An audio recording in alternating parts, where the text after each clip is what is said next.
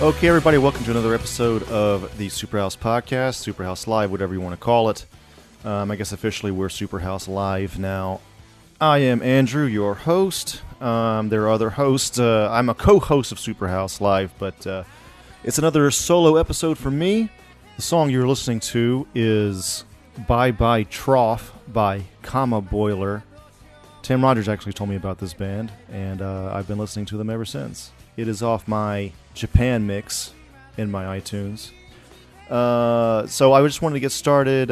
This episode is going to be about my experience in Japan.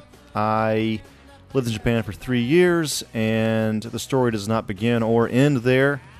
But, again, like I said in the last solo episode that I did, I wanted to kind of make SuperHouse kind of like a way that we blog about our lives and not necessarily about nerd stuff all the time. And also, this is a way for us to get kind of like a little bit more personable, a little bit more personal with the audience. A way for us to open up more, be more vulnerable maybe.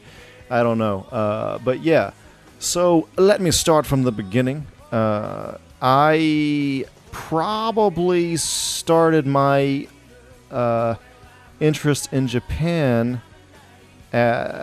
maybe a little bit before puberty. I can't remember the exact age, but I remember one of the first things that I came across was, well, the first thing was obviously Nintendo, but I was too young to really know or begin to care about where my video games were coming from.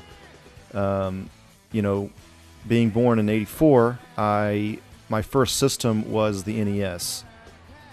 Video game ground zero for me is the regular Nintendo. I completely missed the Atari age entirely, but I do respect that part of video game history. It's just not part of my nostalgia as much. But anyway, let's cut to, probably somewhere in like 95, 96 maybe. I'm watching the Sci-Fi Channel and I see a commercial for something called like Japanime Hour, or it was like they would call it Japanime or an anime special where they were showing these bloody cartoons from Japan. This is pre-Pokemon, everybody, so this is before the age of like the cuteness of anime or even the weirdness, I guess you could say. Like at this particular time in the 90s, this was a time where they were kind of promoting anime as like bloody, violent cartoons. And I always say this, but these were the three or four that left a huge impact on me, and I watched these on the Sci-Fi Channel. They were Demon City Shinjuku, which I don't think I've even seen since then. 8 Man After, which I've probably seen once since then. And then, what was the other one?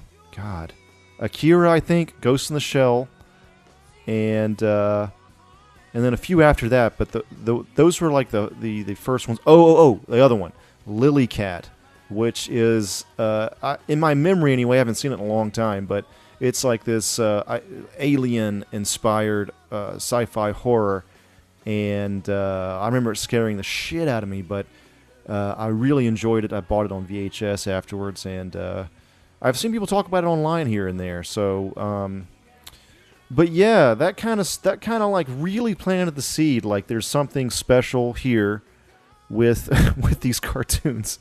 But yeah, and then a little bit after that, I rented Dragon Ball GT on VHS, and I wasn't really into it. And I never watched any Dragon Ball ever again until like a year ago when I finally started watching Dragon Ball Z Kai. Now that you can like look on the internet and see what people think about these certain series and stuff, apparently Dragon Ball GT is like one of the worst, if not the worst, in the Dragon Ball line or whatever you call it. And then I remember renting. I rented a few Street Fighter anime, and then, there was a TV show, I think, which had like Ryu and Ken going to like a hot spring together or whatever, and I was like, what is going on here? I didn't really understand Japanese culture that much at the time.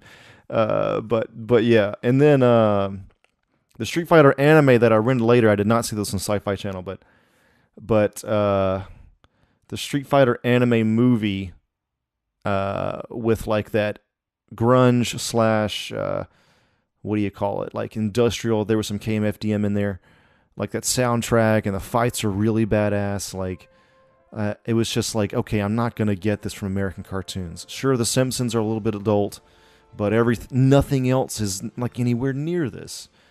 And then, of course, like I think after I started noticing that these cartoons are definitely Japanese, then I started to notice. I guess I don't know the exact timeline here, but then I started to really think about how all my video games are coming from Japan. This is before Xbox, guys, and this is after Atari. Atari's pretty much gone. I never played one, and then before Xbox came around. So you have Nintendo and Sega for the first part of it, both Japanese companies. And then you have Sony come in with the PlayStation, also a Japanese company. So playing video games all the time, basically my main passion growing up, and seeing anime art or anime-style characters in video games. And then you start to, I don't know where I started to notice like actual culture. Maybe it was from also like having an interest in martial arts from liking the Karate Kid. I should actually back up because that's actually probably the first thing that planted the seed was watching the Karate Kid like when I was really, really young. And Daniel San's interaction with Mr. Miyagi and talking about these more philosophical side of martial arts and kind of seeing this whole learn to fight so you don't have to fight kind of I guess you could say philosophy. And you don't really see that in any kind of like Western martial arts. And there was a lot of romanticization going on. I remember renting a bunch of like kung fu movies too. That's Chinese, but still kung fu, any kind of martial arts. Bloodsport was huge for me. I remember like being a huge fan of that. So like you start to know what you're into from a really young age, And then I guess somewhere along the way, like through martial arts and even through the video game stuff too, and anime, you can start to feel the culture a little more. What do you call it? Like how Japanese people are more indirect and sometimes seemingly more like honest in some ways, even though they're not as direct. More genuine, I think, than Americans can be at times. I don't know, and maybe that's a romanticization there as well, but yeah, and like even like the minimalism and the art styles, not just anime, but they're ukiyo-e paintings, woodblock prints or whatever, and like basically everything, man. Even like the way Japanese sounds when when it's angry in anime too. Like to me, it's better than how German sounds. Not to be too overly picky there, but that's just my preference, and I don't know. And then cut to like I'm from the time I was a kid up until college. Always really into Japanese stuff. So then you cut to July the 4th, 2004. This is a big day. This is if there's a montage of my life, this might be in this might be a clip in it. My friend Israel is talking on the phone on River Street in Savannah, Georgia. This is where we were going to college together there, to SCAD, Savannah College of Art and Design. And he says he's going to Japan with some friends. Actually, he does this all the time because his mom works for United. Okay? I couldn't believe what I was hearing. We were overhearing this conversation, me and my girlfriend at the time. It was like somebody going to Mars. We had never even heard of this before. Well, I mean, of course we'd heard of it, but like we didn't know anybody that actually had done this. So we're like, well, we want to go. We didn't have a passport at this time. So we got a passport like pretty much immediately after that. And then, so that was July the 4th, 2004. In September, I think 5th, 2004, just a few months later, we were in Japan. It was my first trip there. So that was, fucking mind-blowing, honestly. I mean, I'm from Alabama and Georgia. So from the time until I was 13, I was in Alabama. And then from 13 until 18, pretty much. No, 13 until 22, I guess. 21, 22. I was in Georgia. So you're talking about somebody that had never really... I had visited Chicago. I'd never visited New York. But when we were in Chicago, we didn't ride the train. We took a couple cabs, I remember. So I was in the middle of Tokyo with my friend walking me around, and I swear I didn't even know... He was talking about changing lines, like changing train lines. We're going to take, what do you call it, Yamanote line to, God, I can't think of any other fucking lines right now. To another fucking line. And I remember thinking, like, what is a line? What are you even talking about? And I was in the middle of fucking Shinjuku, I think, thinking that. Then I figured it out. And like a little bit after that, like on that trip, but I remember being completely confused. I didn't know what a train line was. That was part of it. And the other major culture shock was, of course, like when you grow up in America, you're used to the melting pot. You're used to seeing a bunch of races all the time. But in Japan, I remember seeing the sea of people. And this is 2004. This is when there were less foreigners than there are now in Japan, and it was just a sea of people with black hair and like the same, not the same, but of Asian descent. So it was kind of seeing that sight was new to me. I mean, it was sort of a shock, but not that bad. Nothing was like crazy shocking. But the Japanese politeness and the Japanese modesty that was something that I had heard of on TV and something that I had grown to like about Japan. Before then, you get to see that in action as well. And that was cool, man. That was cool. And I was also, when I first visited in 2004, I was 20. So I was drinking. I started late drinking, but I was in America. I was probably 20, maybe 19 when I started drinking. And then I,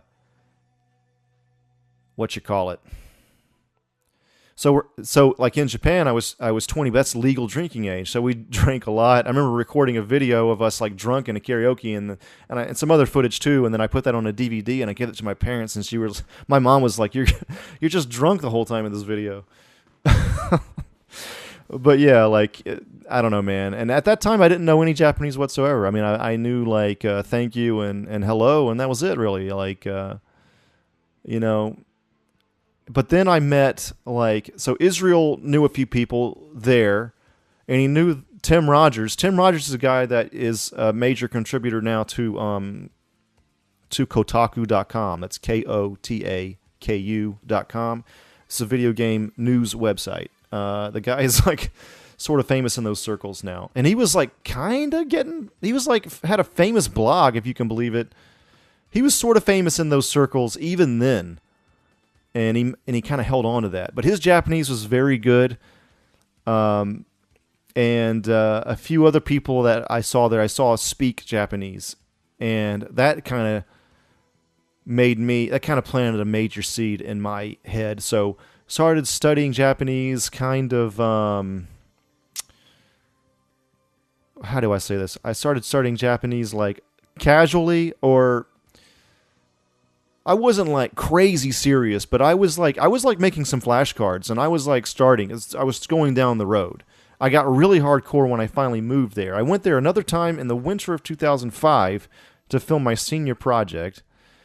I was a film major at SCAD. And then I graduated in 06. So June 1st, 06, I graduate, and then I take some Skype. I get on... so let me back up. Gaijinpot.com was a site I had heard where you can go to their classifieds and find a way to get a job in Japan teaching English. I'd heard about the teaching English jobs from Israel's friends. Another guy named Eldon, this Canadian dude, was there as well. He was, a lot of cool people. So I get an interview on Skype, and then I get the job, like, while in Georgia, and then I move. I must have gotten it, like, I don't know, July maybe? July, because I think I was in Japan before my birthday in late August. I moved it like August 15th or something. Something like that. I can't remember exactly. In 2006. Okay? So then I start teaching English, and I remember, like, I didn't really have much culture shock at that time either. I mean, it took a while. Like, there's like mini shocks here and there, but nothing like crazy. But I remember just like having one day, like my first day teaching English, where I'm like helping like set up chairs or something, and I had like not a breakdown, but I had like this like very depressing thought, like I just went through film school and now I'm teaching English in Japan. Like, what am I doing? I was supposed to not do this. And I remember telling my mom, like, I think I'm going to teach English in Japan. And she was like, well, what about film school? Why are you doing this? She really did not approve of this whole move at first. But I was like, I don't know. I remember telling her something like, I've tried not wanting to do it. I told her something like that. Like, I was trying to be objective. I was trying to be cool-headed about it. But, I was like, 21, man, and I had just graduated college. Maybe I was about to turn 22, I guess. And it was the perfect time, and I felt like I knew that. I knew the timing was good. I kept, I was teaching English. And the job was like, okay, they called it a human tape recorder, okay? So being a human tape recorder, it's not the official name, it's a name that they kind of like, the English teachers in Japan, like, it's kind of like a slangy, or they kind of like, they're poking fun at the position. If you're teaching middle school in Japan, especially, you basically go in there and you're teaching in tandem with a Japanese teacher that speaks English, or at least a little bit, and you walk in there in front of like 20, 30 kids, and they explain the English grammar lesson in Japanese, and then they say, okay, Andrew, now can you say this or something like that? And then you just say the English line or the dialogue or the paragraph in English just so they can get the pronunciation right. And then there's some other shit, like, the other factor here is that, like, historically, Japan being so insular, part of this is just so the Japanese kids can get used to foreigners. I mean, they are like, even in 2019, they're like, they might be peaking at 2% foreigners in Japan now, like just now. So historically, you're talking like 1% or less foreigners in Japan. So I say good on the Japanese government for trying to promote, I don't know what you call it, like diversity or like foreigner acceptance, or I don't know. I think they just felt bad about, they don't feel like they should, they feel like their country would be better off if they take part on an international level or something like that. They don't want to just be like these shut-ins, I guess. They don't want to be known as that, even though they're kind of historically kind of like that. So yeah, I was a human tape recorder. If you're, and I taught in middle school only. I taught English. I taught elementary school for one day. I think they needed me for one day. It's just like a substitute thing, and like I think I made my own lesson plan. You have to make your own lesson plans for that time for elementary school. You don't have to do that if you're in middle school. But And man, I did not want to do that at all. I did not want to do that work whatsoever. I mean, I was literally the guy that was doing that job just to be in Japan as long as I could. I did not care about teaching whatsoever. I mean, I had a good time. I enjoyed it, but yeah, I remember there was this one student, she in the elementary school, she comes to get me, and she's like, I'm in the faculty room, and they send her, she's like, God, 6, 7 maybe, and she's like, Andrew Sensei, please come. I'm Lena. I am happy.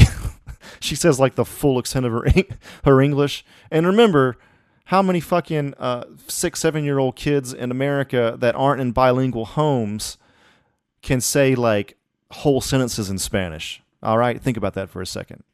I mean, for whatever reason, like our language education is fucking abysmal in America. Most people are just fucking terrible at it. And it's like partly the system's fault, partly the culture's fault. You know, it's the culture of being, God, I mean, English being like the world language, like we have the least amount of motivation to learn another language out of anybody in the fucking world.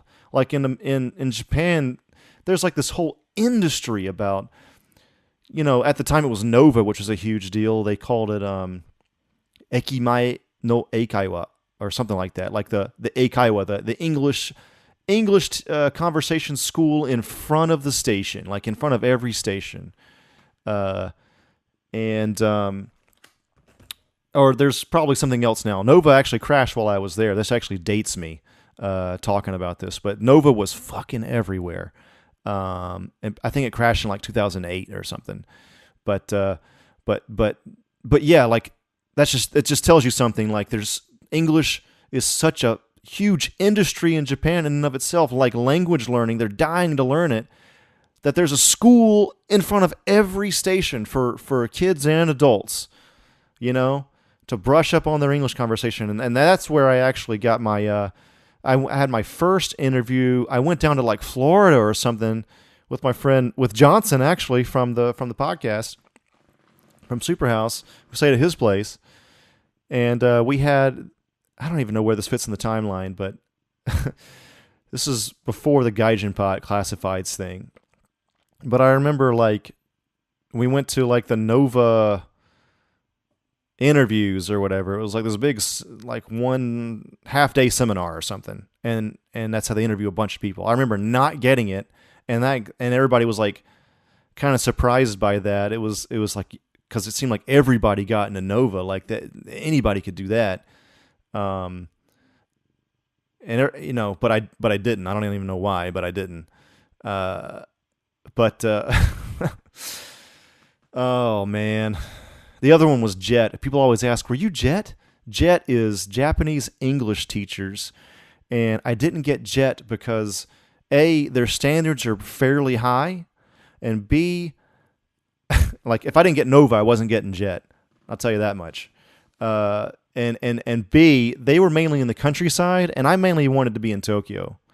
Looking back, I probably would have learned even more Japanese if I was in the countryside. But whatever. Companies like the one I got, it was called RCS, Real Communication Solutions. It was Saitama based. Saitama is north of Tokyo, I think. Yeah, north. And it's kind of like what I would call like, it's like the New Jersey of, if Tokyo is New York, Saitama is New Jersey. Like, some people kind of make fun of it. I don't know why. Like, Chiba is also, you know, like that, but it's, I don't know. Like, they call it Dasaitama. So, Dasai means, like, trashy or, God, like, yeah, trashy, I guess. And then Saitama. So, it's like trashy Saitama, right? I don't know why it has that vibe, but whatever. Like, they got the Saitama Super Arena there. There's like huge concerts there. I don't know. But yeah. And then after that, I went to this company called Borderlink, and Borderlink was like some offshoot of RCS or something. I can't even remember. But the thing about Borderlink was they were trying to link you between the English teaching job and then actual jobs in Japan. And part of this was, the benefits was, you got Japanese lessons, okay? But I ended up being taught. I mean, he's a good guy, and his Japanese was better than mine, and it still is better than mine. By Mark Reichwein, I guess you can say his full name. He is on like one of the past episodes of SuperHouse. We interviewed him for a bit. He is still living in Japan. But yeah, he was my teacher, and he's a cool guy, but he's from like Pennsylvania or something. Like, he was not native, and I was just like, what is this company's resources? What is going on here? This is ridiculous. All the while I'm hanging out with like Tim Rogers still every now and again, not all the time, but every now and again. And my good friends Mike and my good friend Glenn and the other friend Mike, two Mikes, and then a Dan and a Phil. Dan and Phil and Mike were from California and used to hear about In-N-Out and Jamba Juice all the time and this is before I'd ever lived in California, so I had no idea what that shit was. I mean, I'd heard about it, but I didn't really, I didn't really know much about California at the time. But yeah, man, it was just always a lot of fun, man. I mean, I moved from Saitama. I was living in this area called Kamifukuoka, which is near. It's most people. If I say Kamifukuoka, they don't know what I'm talking about. But if I say it was near Kawagoe, it was 2 stops away. Then they know what I'm talking about. Kawagoe was this town that like had a really famous festival, and it had an area called Koedo. Koedo means like old Edo. Edo was the old name for Tokyo, so it was like it had like an area of Kawagoe was like a blast from the past kind of town. It was like a Renaissance fair, like all the time, I guess. Like there's some areas of Japan like that.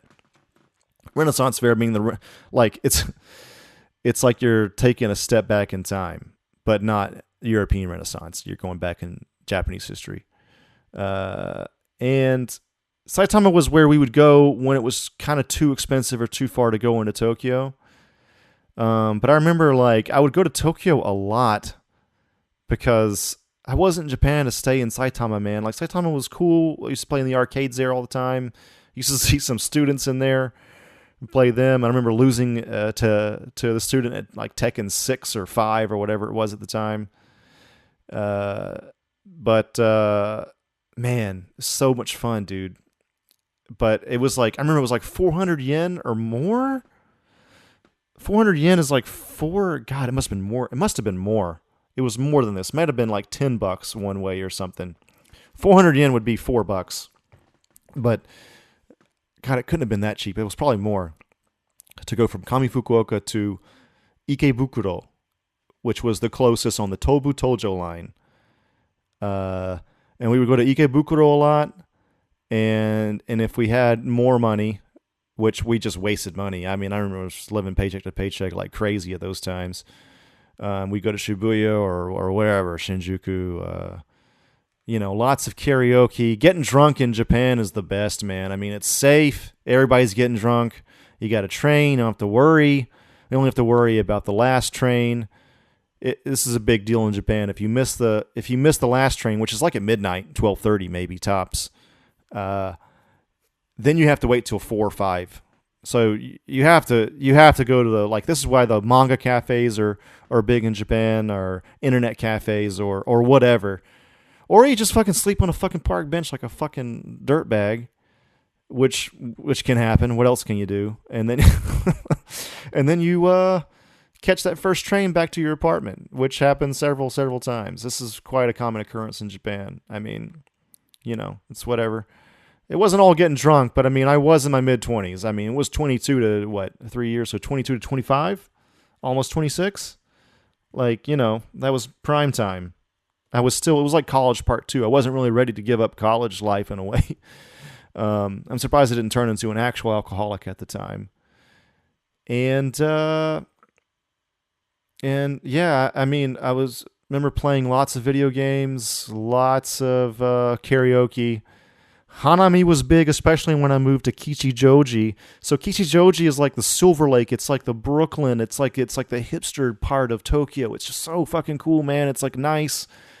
It's like a mix of Silver Lake and Pasadena, if you know LA. Like it's like a little bit weird, but it's just so nice. And the hanami, so hanami is like it's when the cherry blossoms bloom.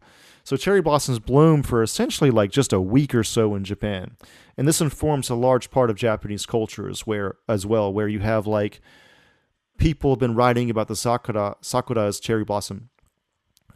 They write about this in very poetic ways, like how do they put this? Like the sakura is so beautiful, but only here for a certain amount of time, and then they're gone. There's been like meditations on the sakura, and like what is the meaning of beauty, and like all life and beauty is fleeting, but that's okay. At least we enjoyed it for a certain amount of time. Uh, you know, beautiful thoughts like that that I've read from either translations or in Japanese text or whatever, and yeah, we had these. Hanami means like to view the flowers, flower viewing, to see the blooming of the cherry blossom flowers or whatever, and which is hilarious because on the one hand you have like this. And Kichijoji was known for that. Okay, it was Inokashira Koen, Inokashira Park in it's near Kichijoji. They're like basically the same town, really. They have two different stations, amazingly enough, but they're almost the same, really. But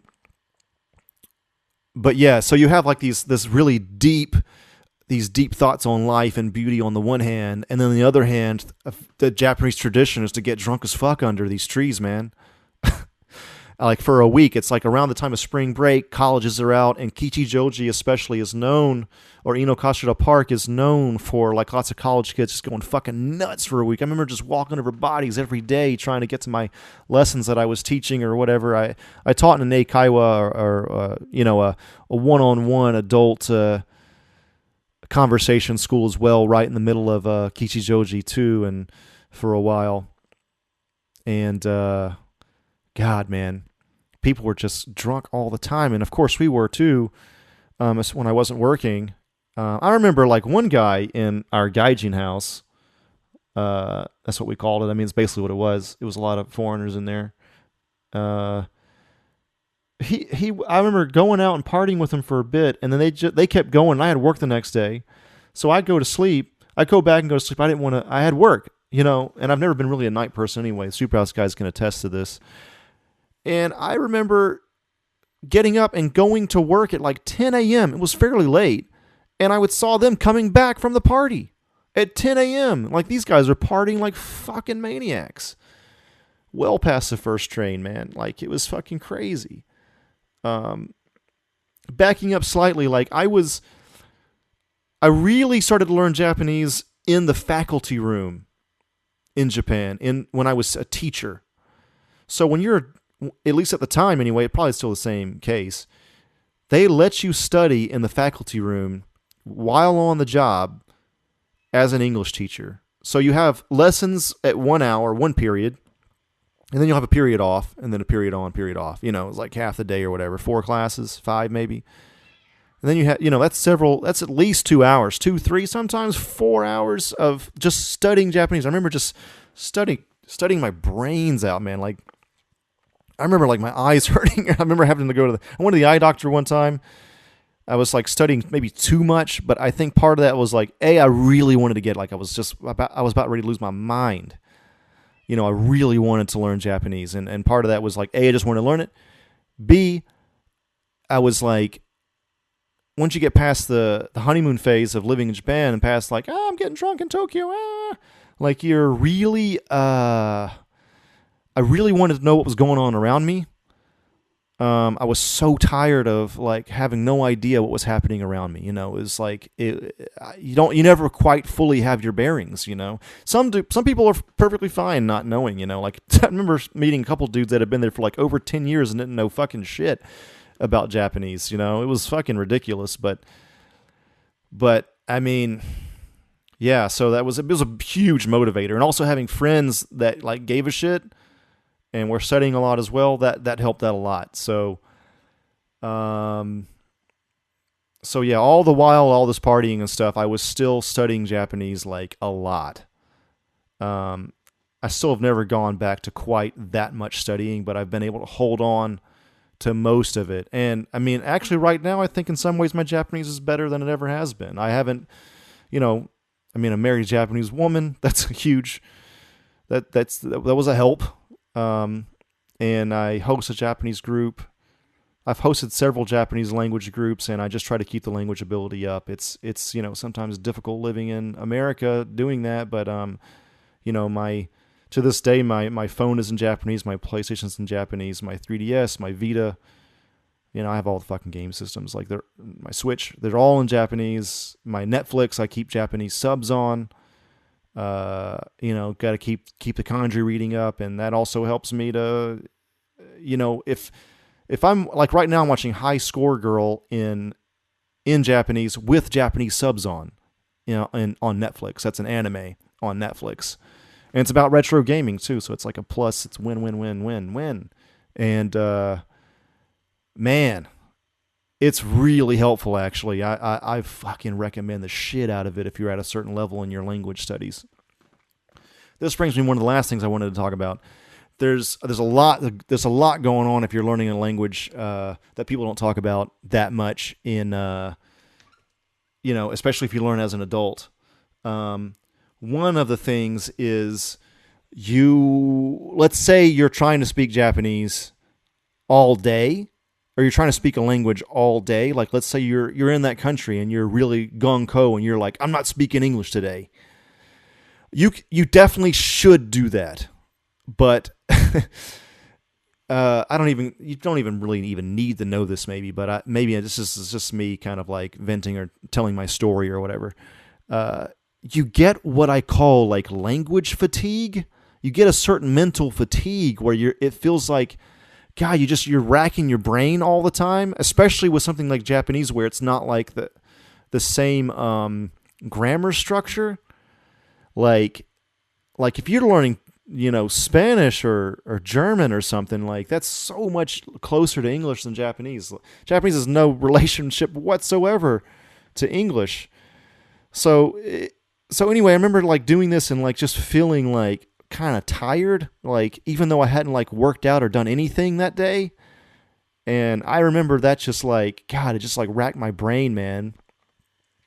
The other thing is like, especially in the beginning, and this could go on for years, man, you feel like you're kind of saying the same thing over and over and over in Japanese because your fucking ability's not there yet. You don't have the variety in you yet for that. You just got to keep on going. And then the other thing is there's a part of your brain, especially if you're a little bit older, like I didn't start studying in earnest until I was 22, which is old for language learning standards anyway, is that there's a part of your brain that's like, that ain't how I talk.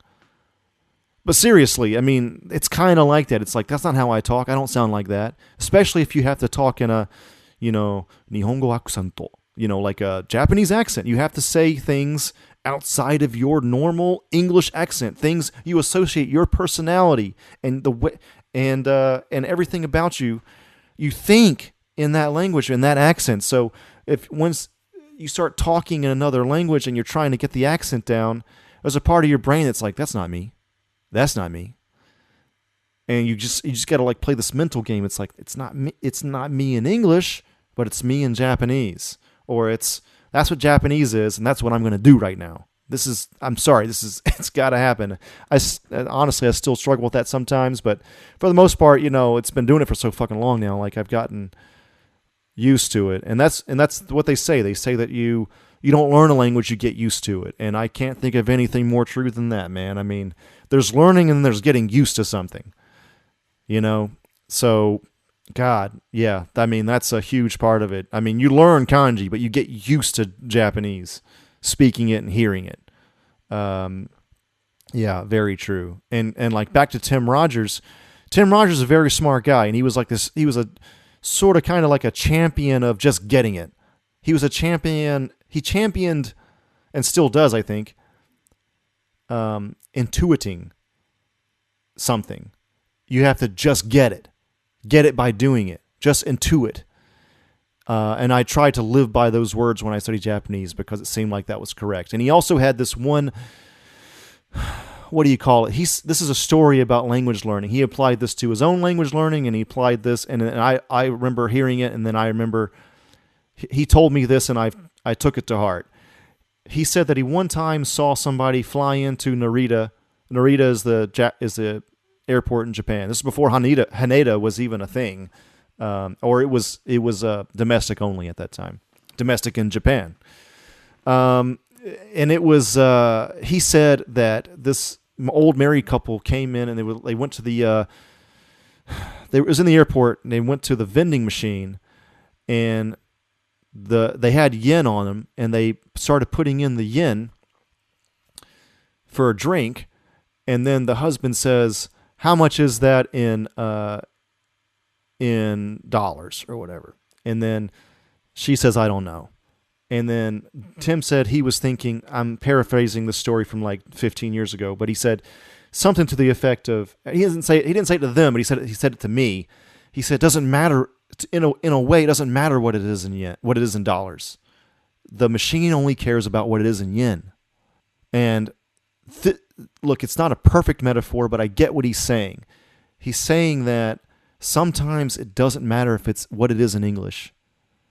If you can intuit what it is in Japanese or whatever language you're learning via context, actually that's really the biggest thing, then you get it. And then it doesn't matter what is in English. You can start and that's the road to thinking in Japanese. You know what I mean? Like when you hear uno, dos, tres, do you really need to think about 1, 2, 3? You kind of know what it means, right? So that's kind of like the road you should go down on when learning a language. You just start to you should ideally lose the translating English part of your brain. Like, oh, konnichiwa means hello. Like, okay, fine at first, but like eventually konnichiwa is konnichiwa. You see what I'm saying? You don't need to think about it in English ever again. And you do that with more complex and more complex grammar until you kind of got it. Yeah, man. I mean, I'm a huge fan of just language learning. I loved kanji. I still do. I'm honestly just glad I know it now, because at this stage, with a job that doesn't afford me hours of study like it used to, I can always complain. I feel like this is complaining, but Actually, you know what? I'm not even going to say it's more difficult. I'm not. But I do study less than I used to, and I probably should get back to it. I still speak Japanese a lot, and I still study kanji to a certain degree, but not as much as I probably still need to. I went from games and anime, and I still love those things, but like Japanese culture, Japanese holidays, that's a big one, especially living in Japan. Like White Day, or like there's Children's Day. That's not really apply to me, but like Obon. Obon is like a Japanese Halloween, kinda.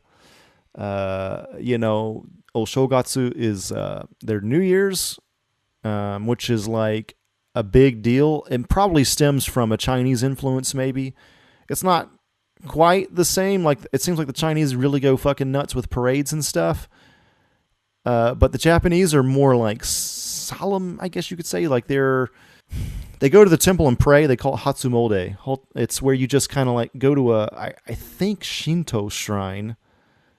I don't think it was Buddhist. God, I should know this. Actually, it might be a Buddhist temple. And you essentially pray for the new year or whatever. It's like one of the few quasi-religious things they do still in Japan. And then you spend it with your family. It's not like a go get drunk with your friends kind of holiday like it is here. It's definitely like a quiet, cozy time. And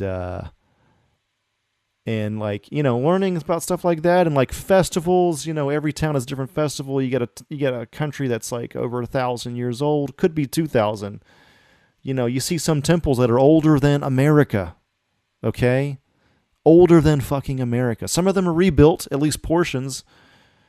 But still, like, there's a lot there that's has a long ass history, man, and you feel it. You do feel it in the air. You feel it in the streets, especially if you go to like Kyoto or anywhere in the Kinki region. Kinki is it's the name of the region. Kansai. It's another. I wonder if they're synonymous, exactly synonymous, but it's where Kobe and Osaka and Nara and Kyoto, like all those cities are like right there, kind of right next to each other.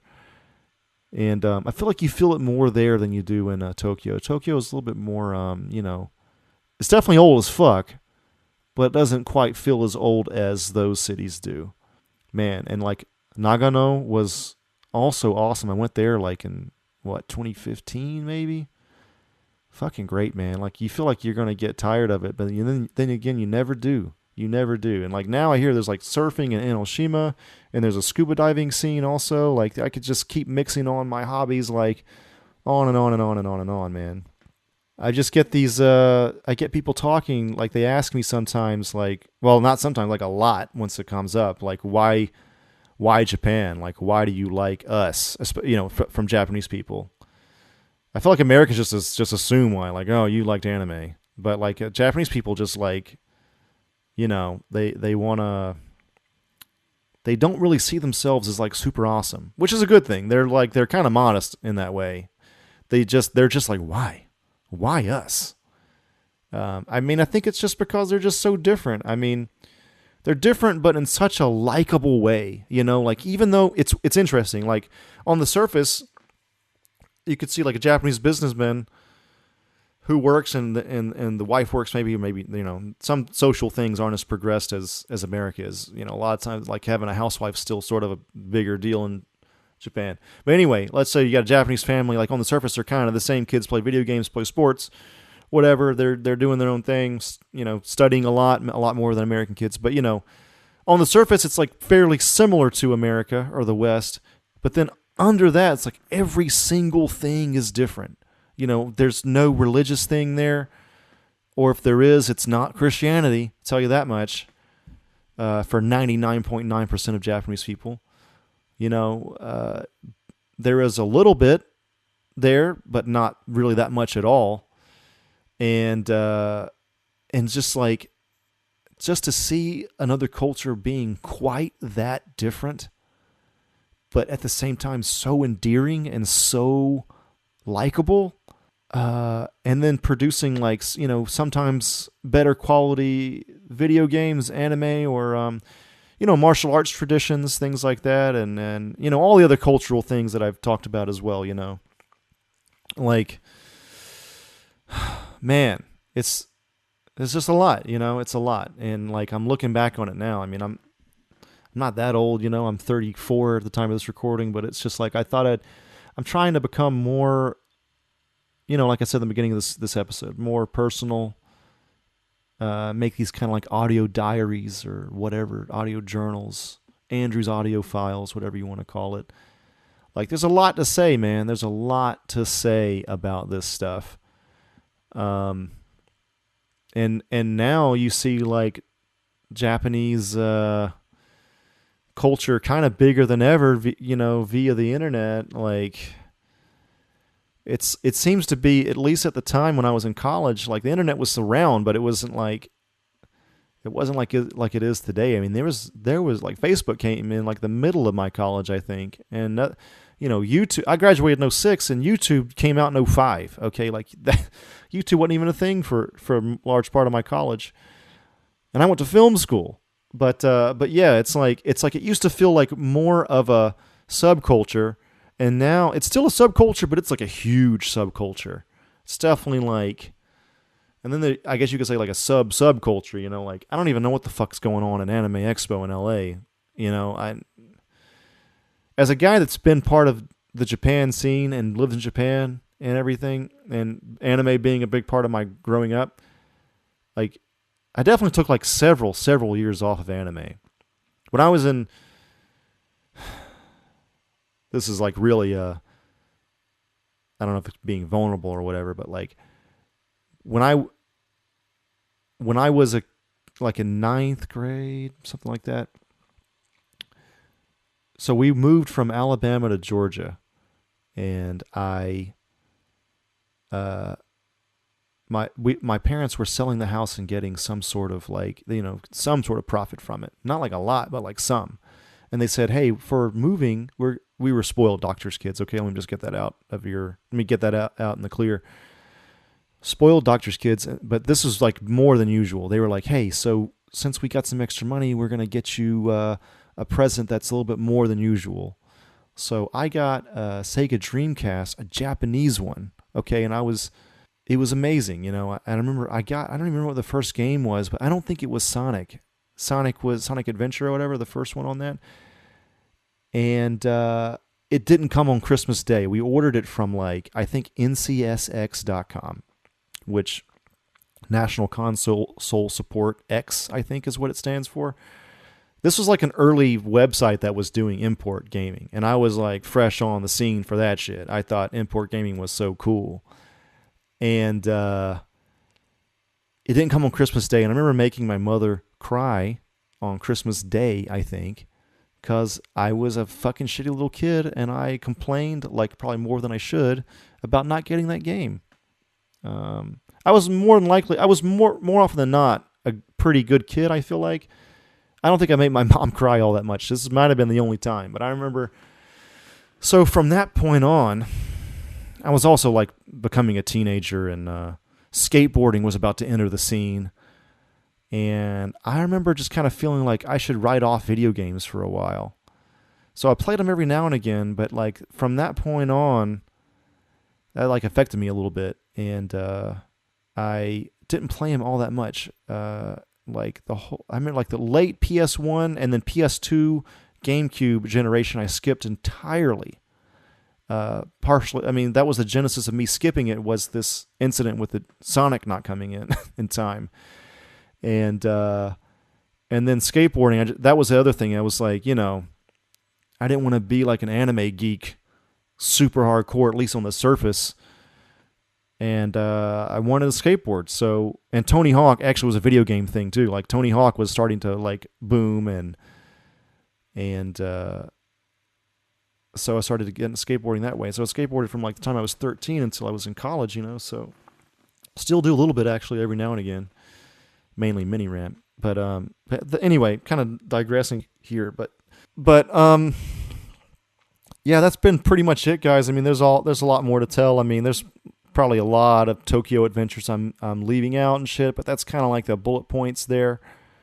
I still visit Japan. I've been back to Japan 2 or 3 times since I've been back, probably maybe even more than that. I can't remember. Gonna go again this year in November, I think. And man, it's always a good time, I want to add more to my Asia list. I want to go to maybe Bali or something if I can at some point. I heard that's incredible and it's cheap, Japan's pretty expensive. It's definitely worth going, man, but it's expensive. But yeah, that's pretty much it, man. You can catch me on Twitter at ThunderwolfDrew. ThunderwolfDrew on Instagram as well. You can email us at SuperHousePodcast@gmail.com. We are on, if you search for SuperHouse Live on Facebook or Twitter or Instagram. We also have a YouTube channel that has a bunch of shit on it. There's a video of me in Japan talking about retro gaming and shit, going to Super Potato. This outro song is also on my Japanese mix on iTunes, and it is called Flare by the band Boris.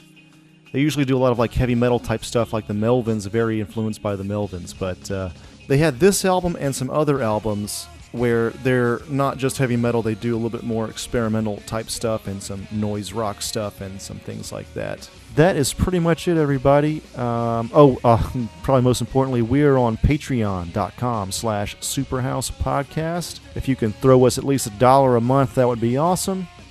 And let us know, give us an email or a Facebook message or something. To be honest, at this stage, we use Facebook the most. If you slip into our DMs on Instagram, that's also another good way to check us out. Give us a review in iTunes. That would be great. That actually helps our exposure probably the most. And that's pretty much it. hopefully we'll get another episode with all of us on here again at some point. At any rate, this is Andrew, signing off.